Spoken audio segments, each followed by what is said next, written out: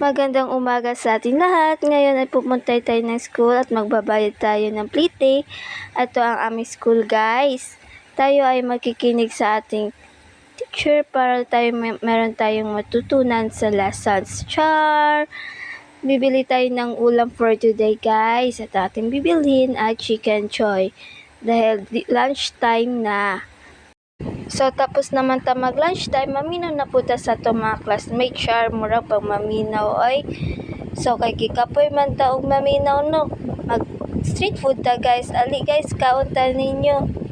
Pag humansog kaon guys, matod na po ta sa tong eskwelahan guys. Hapon-hapon naman, nga pa man tay gabi klase, mao na nga maminaw na po ta sa lesson guys. So, kay human naman ang klase guys, manguli na ta niya. Kay gabiin naman no, igutom na kayo, kapoy na. So, direct na lang human guys. Bye-bye!